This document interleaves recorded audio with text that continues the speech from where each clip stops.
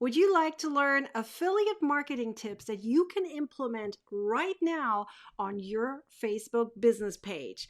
Let's go.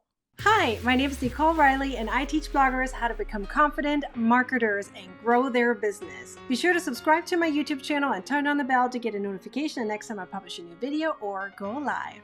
I have 5 tips for you on how to do affiliate marketing on your Facebook business page when you have absolutely no website. And in fact, you don't even need a website for this. So, what do I mean by that? Well, the first thing you need is an engaged audience. So many of us want to sell and make the quick bucks, and just it doesn't work. You need an engaged audience that supports you, that loves you, and trusts you. And when they do, they will more likely to click through what you recommend as well as make the purchase. So affiliate marketing really comes down to an engaged audience. If you want to have success, you need to have an engaged audience. How do you get an engaged audience? Well, you answer their questions. You are in a conversation with them. You are in a comment section with them, and you have conversations back and forth that includes in a Facebook group that is hopefully linked to your Facebook page. Be there for them, make them feel loved. That is tip number 1. Tip number 2 is test out a few different products on your Facebook business page. So what does that mean? Well, let me take an example for Amazon, for example, right? Let's say you're an Amazon affiliate and you have absolutely no idea what to even talk about. Well, let me ask you this. You have your niche. Hopefully you do. Like, for example, for me as a crocheter, I love yarn, I love crochet, I love designing, I love crochet hooks or anything related to that, including books. So that means I will likely have a good amount of those things at home. And if I find them on Amazon, I can grab the products that I have at home myself, make a video, make a photo, etc., and share them on my Facebook business page with an affiliate link to that specific product. I test out a few things back and forth, not too many, maybe about 10% per week that you share an affiliate link, up to 20% max, and test it out and see what does your audience engage with. You want to collect data. You want to look, how is that post doing on Facebook? Is it being shared to a Facebook group? Are people hiding that post? Are people clicking through? And then on Amazon's site, taking Amazon as the example for this, for an affiliate program, you can look, where are they coming from, right? Are they clicking through and making a purchase after that? So you can see all that data. Data is huge when it comes to this. So test out which products work the best, and whatever works the best, do more of them. Not more frequent, just the same type of products in the same time frame as I just mentioned.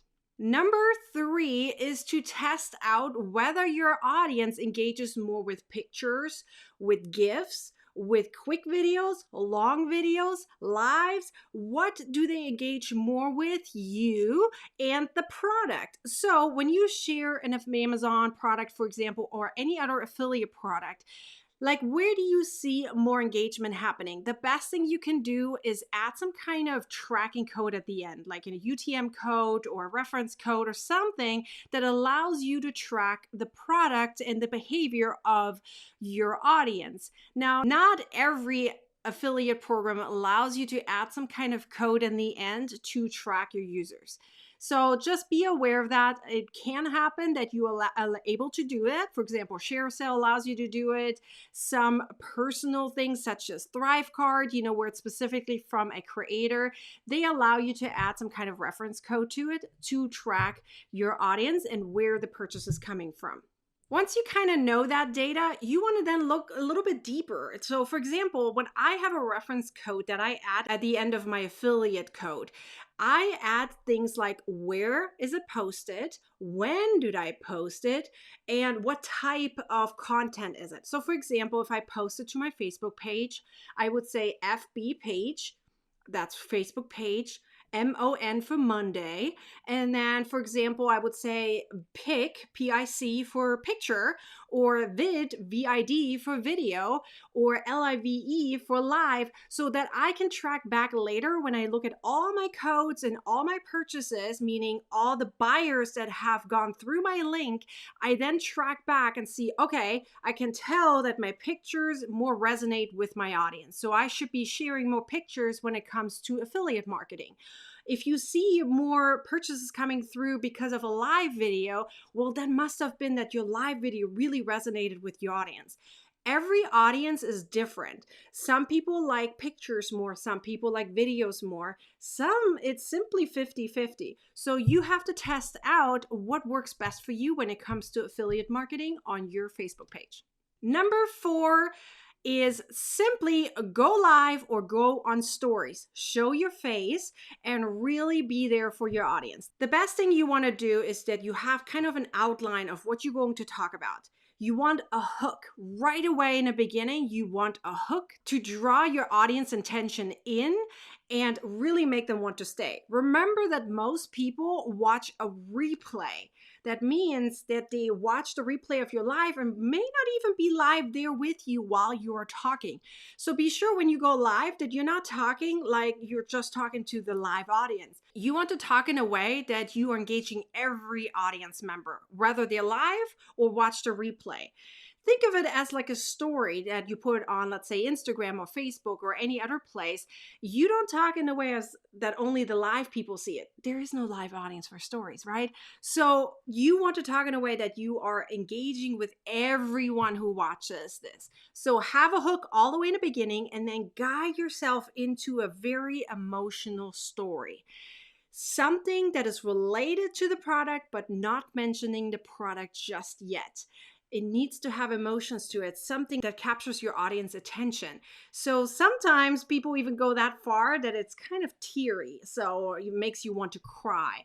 So not sure if I agree with all of that, meaning, do I need to cry every time I want to purchase a product? I don't think so. It can be the opposite. It can be making you really, really happy, right? But it has to be an emotional story that comes right after the hook. Once you've talked about the emotional story, and don't make it too long, you get right into the transition into the product and talk about the proof of what happened there. How do you go from the emotional story to showing the proof of what happens when someone takes or uses that specific product, right? Has there been a transformation? The best thing to do is if you have people who have done or have used your product already and you can show them off, or you can talk about their story, or if you have some kind of screenshots of their recommendation, their review, their insights of what they loved so much about the product. If you can show that off, that will really help drive traffic to that specific link that you're promoting.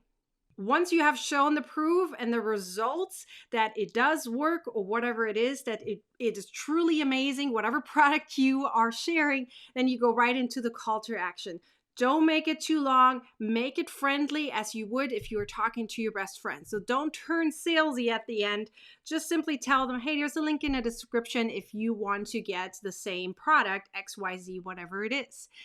And that truly, that transformation, that storytelling really does help convert a lot of people into buyers. At least they're turned into clicks. See, if you have an Amazon affiliate link, it doesn't truly matter whether they're going to purchase that specific product or whether they're going to purchase something else, right? It's with a lot of affiliate programs, it's the same thing. So you just want them to click so that the code, the tracking code, the affiliate code is in their browser or wherever it's being added to, so that whenever they make a purchase within a certain period of time, you get credit for it and therefore you make money.